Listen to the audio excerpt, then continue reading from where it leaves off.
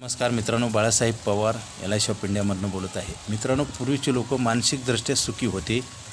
आर्थिक त्यांना पैसे कमी मिळायचे, परंतु ते सुखी समाधानी होते आणि त्यांची प्रगती पण झाली। आता पैसे भरपूर मिळत आहेत, पगार भरपूर आहे, परंतु त्याच्या हिशोबाने महागाई पण वाढलेली आहे आणि खर्च करायचं प्रमाण वाढलेलं आहे। पूर्वी खर्च फार कमी प्रमाणात करत होते, त्याच्यामुळे बचत होत होती आणि काय होतं, सुख सुविधा साधनं नसल्यामुळे पैशाचा वापर कमी केला जायचा आणि बचतीकडे लक्ष होतं आणि ते पण खऱ्या बचतीकडं।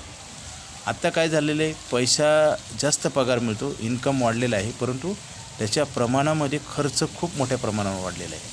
अननेसेसरी ज्याची गरज नसताना तो खर्च केला जातो आणि त्याच्यामुळे पैसे पुरत नाहीत आणि सध्याच्या काळामध्ये महागाई वाढत आहे आणि आपल्या जी गरजा आहेत आपण वाढवलेल्या आहेत आणि त्याच्यामुळे आपल्याला पैसे पुरत नाहीत। आपण कर्ज काढतो, पूर्वी बँका कर्ज देत नव्हते, आता बँका लोन पण देतात आणि त्याच्यामुळे आपण कर्ज सहज मिळतं, कर्ज आणि काढतो आणि ते न कमवलेले पैसे आपण कमवून ते भरत असतो। त्याच्यामुळे आपल्याला पैसे पुरत नाहीत, कारण EMI जातात, EMIवर प्रत्येक गोष्टी मिळतात, 2 व्हीलर मिळते, 4 व्हीलर मिळते, घर जागा जमीन सगळं काही EMIवर लोन आहे। टूर आपण जी करतो, फिरायला जातात बरेच लोक, EMIवर लोन काढून फिरायला जातात। त्याच्यामुळे काय झालं, EMIचं प्रमाण वाढल्यामुळे तुमचा सॅलरी तिथं संपून जातो आणि महागाई वाढलेली आहे आणि लक्झरी राहण्याचा प्रयत्न आहे।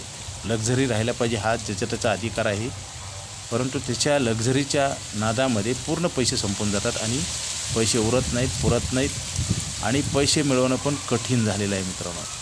कारण व्यवसायामध्ये स्पर्धा आहे, पगार कमी मिळतो, ते पण टिकल गॅरंटी नाही, चिंतायुक्त जीवन झालेलं आहे। पूर्वी चिंता नव्हती लोकाला, त्याच्यामुळे लोकांचं जगण्यात आनंद होता, आता आनंद नष्ट झालेला आहे। मरण येत नाही म्हणून जगतात लोक।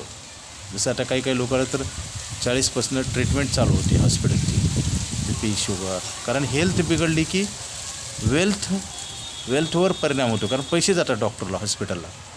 आणि मित्रांनो, सगळं जीवन हे असं तणावयुक्त बिघडलेलं आहे आणि हे सुधारावायचं असेल तर आपण सर्वप्रथम बचत केली पाहिजे, खर्चावर नियंत्रण आणलं पाहिजे। कारण तुम्ही पैसे किती कमवत ह्याला महत्त्व नाही, जेवण किती केलं ह्याला महत्त्वाचं नाही, पचन किती झालं महत्त्वाचं आहे। पूर्वी लोकांना पैसे कमी मिळायचे, महागाई कमी होती, परंतु गरजा पण लिमिटेड होत्या। आता अनलिमिटेड गरजा झाल्यात, पैसेच पुरत नाहीत। आता LIC ऑफ इंडियामध्ये मी गेली 25 वर्ष झालं मी काम करतो आहे, लोकांना बचत करा म्हणलं की पैसेच उरत नाहीत, काय करायचं सांगा म्हणतो।